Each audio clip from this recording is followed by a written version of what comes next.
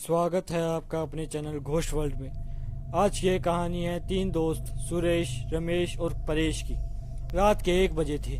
Suresh office में काम कर रहा था। बाहर तूफान के साथ भारी बारिश हो रही थी। सुरेश एक ज़मीन के प्रोजेक्ट पे काम कर रहा था। काम में व्यस्त होने के कारण उसको वक्त का पता ही नहीं था। जब उसका काम खत्म हुआ तब घड़ी में 2 बज चुके थे।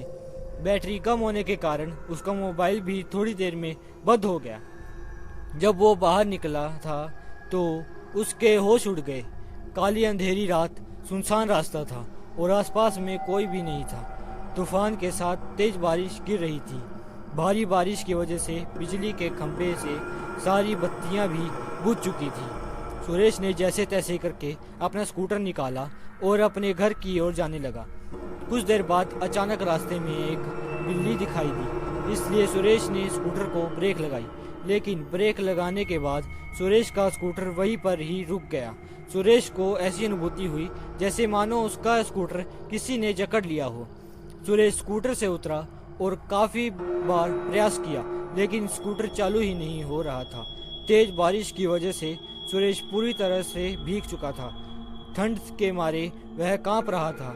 अचानक स्कूटर बंद होने से उसकी घबराहट और ज़्यादा बढ़ गई। वह अपने स्कूटर को साइड ले गया और डर के मारे कुछ देर उसने अपनी आंखें बंद कर ली। थोड़ी देर बाद उसको एहसास हुआ कि उसकी पीठ पर किसी ने हाथ रखा है। सुरेश जोर से चिल्लाया, कौन है? मुझे छोड़ दो। उसने पीछे मुड़कर देखा तो कोई नहीं था। उसने सोचा कि शायद उसका वहम होगा। वह बहुत डर गया था। अचानक उसने बत्ती बुझने और जलने की आवाज़ सुनी और पास में देखा तो उसके स्कूटर की बत्ती जल रही थी और बुझ रही थी। ऐसा कुछ पलों तक चला, फिर बत्ती बुझ गई। सुरेश को कुछ समझ में नहीं आ रहा था कि अब वह क्या करे। वो कुछ हरकत करता उससे पहले ही उसके सामने एक लटकता हुआ सफ़ेद छाता उसको सामने दिखाई पड़ा। सुरेश ने डर के मारे आंखें बंद कर ली, लेकिन वह अपनी आंखों को ज़्यादा देर तक बंद ना रख पाया। जब उसने अपनी आंखें खोली तो उसके पैरों तले ज़मीन खिसक गई। उसके सामने एक सफ़ेद साड़ी पहने एक औरत खड़ी थी, जिसने कुछ ही देर में एक भयानक चुड़ैल का रूप ले लिया। सुरेश यह देखकर काफ़ी डर चुका था। तभी उस चुड़ैल ने अपने धारदार नाखून से सुरेश की छाती से हाथ आर पार कर दिया और सुरेश की तभी मौत हो गई। अगले दिन जब पुलिस को सुरेश की मौत के बारे में पता चला और पुलिस ने जांच पड़ताल करके यह बताया कि सुरेश की मौत किसी खूंखार जानवर ने की है। सुरेश की मौत के कुछ दिन बाद ऐसी ही तेज बारिश हुई जितनी उस रात को हुई थी। सुरेश के 2 खास दोस्त थे, रमेश और परेश। वो दोनों सुरेश के साथ ही काम करते थे। रात के 3 बजे थे। रमेश अपने कमरे में सो रहा था। उसको आसमान से बिजली कड़कने की आवाज़ सुनाई दी। रमेश ने अपना ध्यान सोने पे केंद्रित किया। अचानक उसको ऐसी अनुभूति हुई जैसे किसी ने उसको थप्पड़ मारा हो। वह नींद से जाग उठा और आसपास देखने लगा, लेकिन आसपास कोई नहीं था। फिर थोड़ी देर बाद कमरे की बत्ती जलने और बुझने लगी। यह देख रमेश बहुत घबरा गया और कंबल ओढ़कर सोने का प्रयास कर रहा था। उसने महसूस किया कि उसका कंबल कोई पीछे से खींच रहा है। वह जोर जोर से चिल्लाने लगा, मुझे छोड़ दो, मुझे जाने दो। उसके कुछ देर बाद सब कुछ शांत रहा। फिर अचानक खिड़की अपने आप खुल गई और उसमें से एक हाथ बाहर से अंदर आया, जिसकी हथेली पर खून ही खून था। उस हाथ ने कसकर रमेश का गला पकड़ा और उसको मौत के घाट उतार कर रस्सी की मदद से पंखे के नीचे लटका दिया। अगले दिन सुबह रमेश का दोस्त परेश जब उसको बुलाने आया तब उसने यह दृश्य देखा और तुरंत पुलिस को सूचना दी। पुलिस ने जांच पड़ताल करके इसको खुदकुशी का नाम दिया और कहा कि रमेश ने तनाव और किसी बात के दबाव में आके आत्महत्या की होगी। हम आगे इसकी और भी जांच करने की कोशिश करेंगे। अपने दोनों दोस्तों की मौत के बाद परेश बहुत ज़्यादा तनाव में आ गया। उसको यह लगने लगा कि अब तीसरा नंबर उसका है। उसने ऑफिस जाना भी बंद कर दिया। कुछ दिन उसने अपने आप को अकेले में रखा, यहाँ तक कि वह अपने परिवार के लोगों से भी बात नहीं करता था। कुछ दिनों बाद उसको लगा कि खतरा टल गया है। तब वह अपनी पत्नी के साथ दूसरे शहर घूमने चला गया। कुछ दिनों तक उसने अपनी पत्नी के साथ दूसरे शहर में सैर की। कुछ दिनों घूमकर दोनों वापस अपने घर गए। अब परेश के मन से डर का नामो निशान हट गया था। वह आराम से जीवन व्यतीत करने लगा। दूसरे शहर घूमकर आने के बाद वह रोजाना ऑफिस जाने लगा। एक दिन ऑफिस में ज़्यादा काम की वजह से उसको देर तक रुकना पड़ा। उस रात को भी तूफान के साथ भारी बारिश हो रही थी। परेश अपनी कार में बैठकर घर के लिए रवाना हुआ। रास्ते में एक बड़े से गड्ढे के साथ उसकी गाड़ी टकराई और कार का एक पहिया गड्ढे में गिर गया।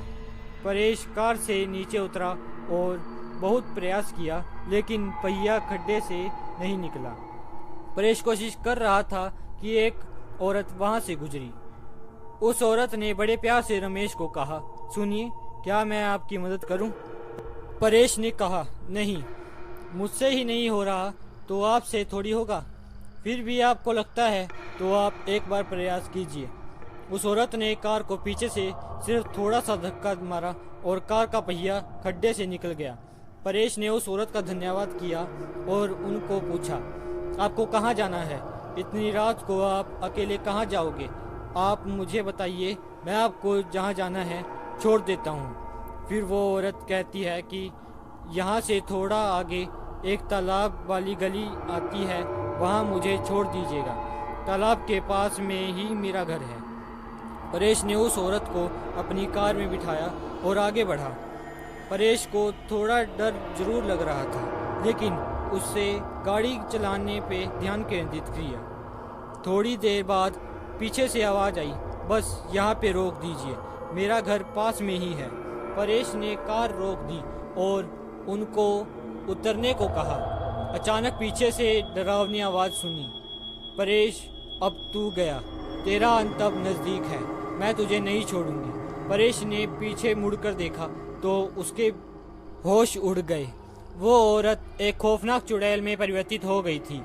उस चुड़ैल ने जोर से परेश को धक्का दिया और उसको कार से नीचे गिरा दिया। फिर परेश को घसीटकर तालाब की ओर ले जाने लगी। परेश बहुत चीखा और चिल्लाया, लेकिन चुड़ैल ने उसकी एक नहीं सुनी। परेश ने चुड़ैल से कहा, कृपया मुझे छोड़ दो, मुझे जाने दो, मैंने आपका क्या बिगाड़ा है? उस चुड़ैल ने कहा, परेश, तू आज मेरे हाथों से ही मरेगा।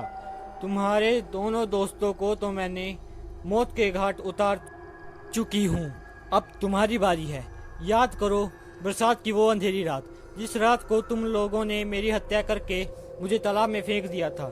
जिस जमीन ने मुझे और मेरे माँ बाप को रोजी रोटी दिलवाई थी, वह जमीन तुम तीनों हड़पना चाहते थे और उस जमीन पे शराब की फैक्ट्री लगाना चाहते थे। जब मैंने और मेरे पिताजी ने हस्ताक्षर करने से मना कर दिया तो तुम पापी दरिंदों ने मेरी और मेरे पिता की हत्या कर दी और दोनों को तालाब में फेंक दिया। हमारी मौत का कारण लोगों को यह बताया गया कि हम पानी में डूबकर मर गए हैं। मैं उस जमीन पे कभी भी शराब की फैक्ट्री नहीं चलने दूंगी तथा मैं वापस मेरे और मेरे पिताजी का बदला लेने के लिए आई हूँ। इतना कहकर चुड़ैल परेश को जोर से धक्का दिया और पानी में डूबकर उसकी तुरंत मौत हो गई। फिर वह चुड़ैल अदृश्य हो गई। तो कैसी लगी आपको आज ये कहानी? अगर अच्छी लगी हो तो वीडियो को लाइक और चैनल को सब्सक्राइब करना मत भूलिएगा। आगे और भी इंटरेस्टेड और मज़ेदार वीडियोस आप तक पहुंचती रहेगी। जय हिंद।